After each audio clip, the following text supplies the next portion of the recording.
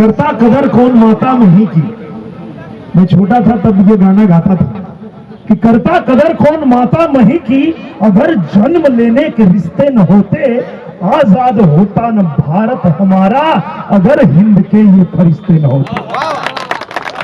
तालियां बजे। भोजपुरी के आप शान है भैया। और एक चीज मैं हमेशा दिल से कहा करता हूं कि भोजपुरी और हिंदी के सामंजस्य में कोनो बात के कहल गई तो कहानी की जैसे सुहागन हाथे शोभेला चूड़ी, जैसे सुहागन हाथे शोभेला चूड़ी, हिंदी के असली श्रृंगार हो भोजपुरी। जो भाषा है यूपी बिहार के, जो भाषा है यूपी बिहार के, हिलौले बा कुल ही संसार के। भाषा भोजपुरी हो, सगरो भाषा से पूरी हो, सगरो भाषा से पहले एकरा के समझल बुझल दोनों जरूरी हो। आई तो भोज में चलावे वाला पूरी हो, न सुहागन हाथ के चूरी हो, ई तो दुश्मन के गर्दन पे चलावे वाला छुरी हो। आप माना चाहे न माना, सगरो भाषा से सुनर भाषा भोजपुरी। तो आप तो भोजपुरी के शान है भैया। आपके बारे में मैं क्या कहूंगा, लेकिन एक चीज मैं जरूर कहूंगा कि आज भगत सिंह सेवा संस्थान के जो नौजवान हैं, युवा हैं, जिन्होंने आज ऐतिहासिक कार्यक्रम रचने का काम किया है।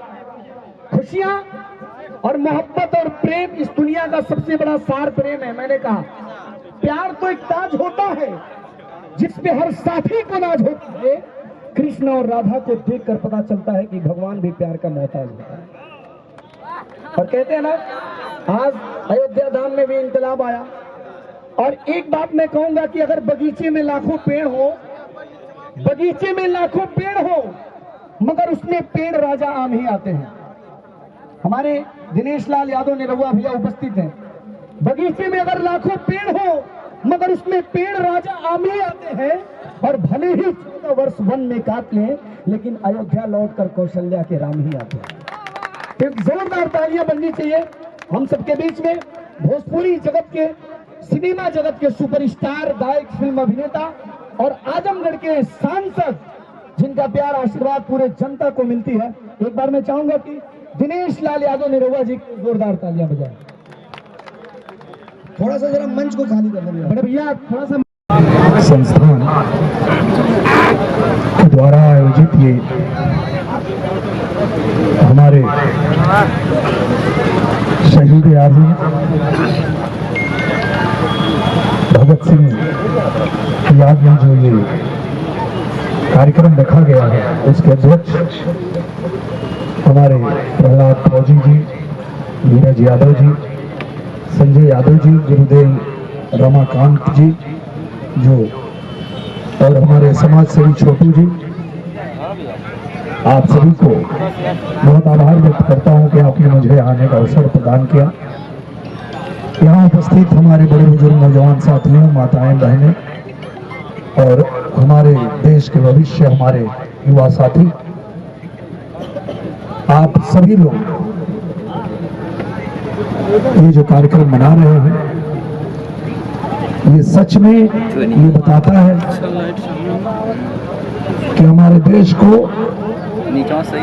जो आजादी मिली वो कितनी मुसीबत से मिली,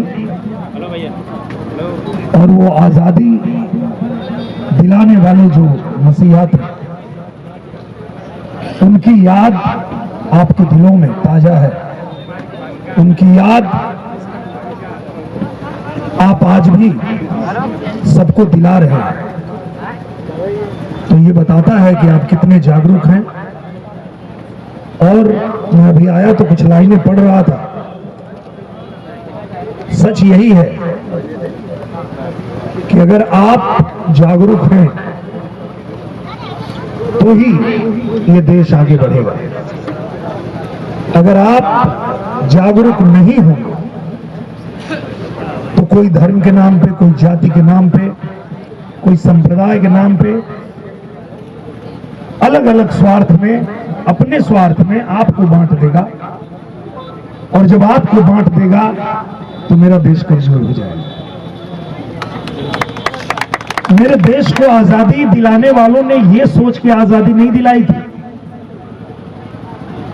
कि आप आपस में ही बट जाएंगे। नहीं, आजादी इसलिए दिलाई थी कि आप अपने देश में स्वतंत्र रहें, किसी के बंधन में ना रहें, किसी के प्रभाव में ना रहें, किसी अभाव में ना रहें। और मैं तो जब भी कहीं जाता हूं तो ये लाइन जरूर पढ़ता हूं कि करता कदर कौन माता मही की। मैं छोटा था तब ये गाना गाता था कि करता कदर कौन माता मही की, अगर जन्म लेने के रिश्ते न होते आजाद होता न भारत हमारा, अगर हिंद के ये फरिश्ते न होते। जन्मे किशन सिंह की गोदी की तारा। जब आज हम भगत सिंह को याद कर रहे हैं तो हमें ये याद रखना पड़ेगा कि जन्मे किशन सिंह की गोदी के तारा, दिया खून से सींच भारत की रेती, वह थे भगत सिंह बचपन में कहते, करूंगा पिताजी बंदूकों की खेती। ऐसे इस धरती के सपूत जो बचपन में ही मां भारती के प्रति इतना प्रेम, इतना लगाव कि अपनी मां भारती को आजादी दिलाने के लिए उनके मन में क्या भाव होगा उस बचपन से ही कि पिताजी खेत में फसल छींट रहे थे तो पूछ लिया बालपन में भगत सिंह जी ने कि ये आप अनाज क्यों जमीन में फेंक रहे हैं। पिताजी ने कहा बच्चे को अपने, इसलिए फेंक रहा हूं कि एक दाने में से 100 दाना निकलेगा। तो वो जो दिल में भाव था मां भारती के प्रति वो उमड़ गया। और भगत सिंह ने कहा पिताजी आप ये दाने की खेती कर रहे हैं ना, मैं बंदूक की खेती करूंगा। बोले क्यों? बंदूक की खेती क्यों करोगे? बोला एक बंदूक से जब 100 बंदूक निकलेगा उससे मार के अंग्रेजों को देश से बाहर भगाऊंगा, इस देश को आजादी दिलाऊंगा। ऐसे भगत सिंह के बारे में जब हम पढ़ते हैं, हम जानते हैं, समझते हैं, तब हमारे मन में भी देशभक्ति का वो भाव जगता है कि हम अपने अपने क्षेत्र में अलग अलग काम करते हैं। सभी लोग, कोई किसानी कर रहे हैं, कोई डॉक्टरी कर रहे हैं, कोई पत्रकार हैं, कोई कलाकार हैं, अलग अलग क्षेत्र में अपने अपने क्षेत्र में काम कर रहे हैं। लेकिन जिस दिन आपको ऐसा लगे कि देश को आपकी जरूरत है तो आप अपने सारे काम में से देश के लिए समय निकाल ही लेंगे, अगर दिल में आपके देश के प्रति भाव है। बस वो भाव जिंदा होना चाहिए दिल में कि अपनी भारत माता के लिए, अपने देश के लिए, अपने देशवासियों के लिए। और हमारे मतीन अगर कहले वालों तो कुल झंझटिए खत्म हो गई। सारा झंझट खत्म करे क्या? तो जैसे हम अपन नाम रख ले निरहुआ हिंदुस्तानी, वैसे ही अगर संतोष श्रीवास्तव ना रह के यो बन जाए संतोष हिंदुस्तानी है। हमार भैया वो पत्रकार भैया रहना यहाँ राजू भैया तलवार ना लेके अगर यो बन जाए राजू हिंदुस्तानी, सब के वो अगर बन जाए हिंदुस्तानी, कुल खेलवा बन जाई, ओकरे बाद कोनो झमेलवा ना भैया। जब सब हिंदुस्तानी बन जाई, सोच के देखा लो कि हर व्यक्ति अगर हिंदुस्तानी ही बन जाए, न केहू ई खातिर मार करे कि हम वही रही, न केहू ई मार करे कि हम ठाकुर हैं, न केहू ई मार करे कि हम पंडित हैं, खाली इतना कहे भैया हम हिंदुस्तानी हैं। अगर ई जौने दिन दिल में भाव आ जाए ना देश के लोगन के, हमारे मतिन बन जा निरहुआ हिंदुस्तानी हम बन गए, वैसे ही दोनों लोग सबके, ये वो हमार विचार है। बाकी आप सब लोग स्वतंत्र भारत के नागरिक हुआ, जौन मन करे तौन करा, लेकिन हम अपन विचार बताओ थे कि अगर ये देश में हर व्यक्ति हिंदुस्तानी बन जाए तो उसके बाद ये देश का जितना परेशानी हो वो अपने आप खत्म हो जाएगी। कहें कि हर व्यक्ति फिर काम करी हिंदुस्तान के लिए, हिंदुस्तानी के लिए। कहें कि जब देश के बारे में जाल जाला ना तो वहां ही ना कहा जाला कि हम यादव हैं, कि ब्राह्मण हैं, कि ठाकुर हैं, वहां खाली यह बताओ कि पड़ा कि हम हिंदुस्तानी हैं। तो वहां एक का पहचान चले, जैसे ही देश का बॉर्डर लगवा, कहां से है? भारत से, हिंदुस्तानी।